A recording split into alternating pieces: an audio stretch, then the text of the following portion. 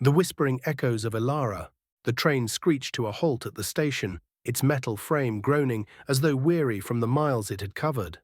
Sophia Langley stepped onto the platform, her leather suitcase scuffed from years of use. The crisp air of Elara Ridge bit at her cheeks, carrying with it the scent of pine and earth. Her breath puffed out in small clouds, but the cold wasn't what sent a shiver down her spine. It was the uncanny stillness. This wasn't her first visit to Elara Ridge. As a child, her family spent summers here in a cabin nestled deep in the forest. Back then, the town was alive with the laughter of children and the murmur of townsfolk. But now, something was different. The streets were nearly empty, save for a few residents who shuffled by with their heads down, their faces etched with unease. Sophia tightened her grip on her suitcase. She had come to Elara Ridge following the death of her estranged grandfather, Elias Langley, a reclusive inventor whose eccentricities had estranged him from most of the family. His passing had left her as the sole heir to his estate. An old, sprawling mansion perched on the outskirts of town. She wasn't sure why he'd chosen her, of all people, but curiosity and the pull of unfinished family history had brought her here. The mansion and its secrets. The Langley mansion loomed at the edge of the forest like a sentinel guarding its secrets. Its spires pierced the sky, and ivy crept up its stone walls as though trying to reclaim it. The air seemed heavier as Sophia approached, her footsteps crunching on the gravel path. She pushed open the massive oak doors, the hinges protesting with a long creak. Inside, the house was a tapestry of forgotten grandeur. Dusty chandeliers, faded velvet drapes, and furniture covered in white sheets. But the most striking feature was the array of intricate machines scattered throughout the house. Gears, levers, and strange contraptions filled every room, as if the mansion had doubled as Elias's laboratory. On a desk in what appeared to be the study, Sophia found a letter addressed to her in her grandfather's meticulous handwriting. She unfolded it, her heart pounding. "My dearest Sophia, if you are reading this, then I have passed into the great unknown. I've left something extraordinary behind, a legacy I hope you will embrace, though it comes with dangers and burdens.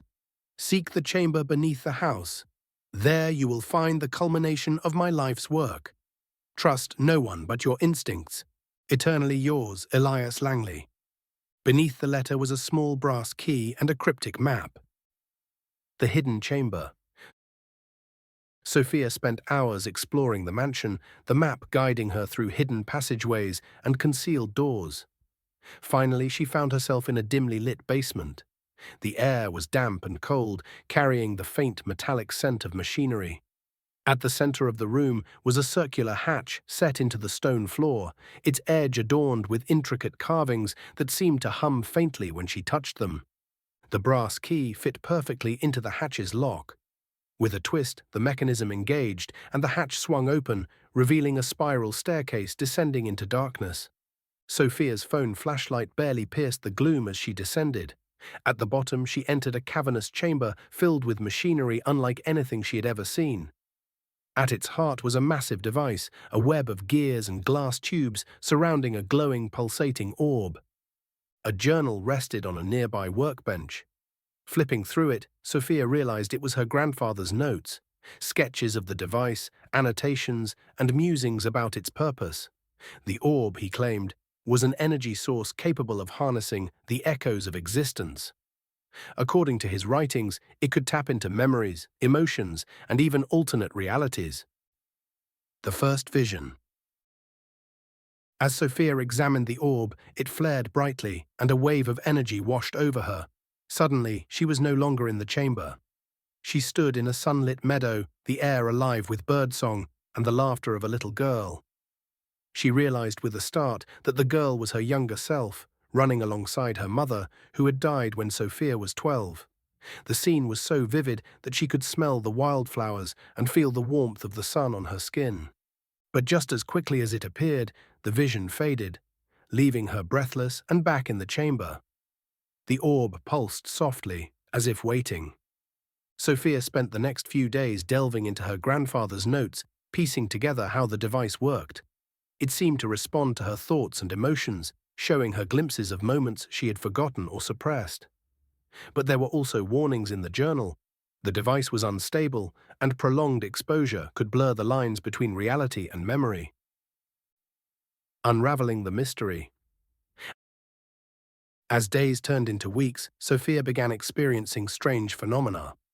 She would catch glimpses of her grandfather around the mansion, though she knew he was gone. Objects seemed to move on their own, and she often awoke to find the journal open to different pages. The townsfolk, too, grew more wary of her, their whispers following her whenever she ventured into town. One evening, while exploring the mansion, she discovered a hidden compartment in the study. Inside was a letter from Elias to someone named Marguerite. The letter spoke of regret and a failed experiment that had caused a rift between them. Marguerite, it seemed, had been a collaborator, and possibly more. Sophia's investigation led her to the town archives, where she uncovered records of a fire at a research facility on the outskirts of Elara Ridge. The fire, decades ago, had claimed several lives, including Marguerite's. Elias had been blamed, but was never formally charged. The tragedy had driven him into seclusion. Confronting the past. Determined to uncover the truth, Sophia returned to the chamber and activated the device with intent. The orb flared, and she was pulled into another vision, a nightmarish scene of the fire. She saw her grandfather and Marguerite arguing as flames consumed the laboratory. Marguerite tried to shut down the machine they had built together, but Elias stopped her, shouting that the world wasn't ready for their discovery. The scene shifted, and Sophia saw Elias carrying Marguerite's unconscious body out of the flames, his face etched with anguish. When the vision ended, Sophia was left trembling. Her grandfather hadn't been the villain the town believed him to be, but the device, the orb, had been the cause of the tragedy. The choice. Sophia faced a dilemma. The orb was a marvel of invention, capable of incredible things, but it was also dangerous. Her grandfather's notes hinted at the possibility of stabilizing it, but doing so would require great personal risk. As she debated her next steps, the visions grew more frequent, blending the past and present until she could no longer tell which was real. One vision showed her grandfather urging her to destroy the orb, while another showed Marguerite pleading for her to continue their work. Finally, Sophia made her decision. She spent days reconfiguring the machine, using her grandfather's notes and her own intuition. The final step required her to interface with the orb directly, channeling her own energy to stabilize it. The final test. As she activated the device, the chamber filled with light, and Sophia felt herself pulled into a torrent of memories and emotions.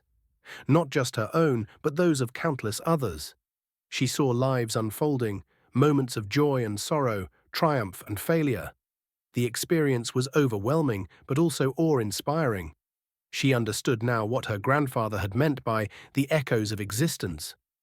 With a surge of willpower, she brought the orb under control, its chaotic energy transforming into a steady, radiant glow. When she opened her eyes, the chamber was still, the machinery humming softly. The orb now pulsed with a gentle light, no longer a threat, but a beacon of potential. A new beginning. In the weeks that followed, Sophia became a bridge between the town and the legacy of her grandfather. She shared the truth about the fire and Marguerite's role, helping to heal old wounds. The orb's power was used sparingly, unlocking forgotten memories for those seeking closure or inspiration. Sophia had come to Elara Ridge seeking answers and found something far greater, a sense of purpose and connection. The mansion, once a place of solitude and secrets, became a sanctuary of discovery and hope. And as she stood in the chamber one evening, the orb casting its soft light, she felt the whispers of her grandfather and Marguerite, their voices no longer bound by regret, but filled with pride and peace. For the first time in years, Sophia smiled. The echoes of the past had become the foundation for a brighter future.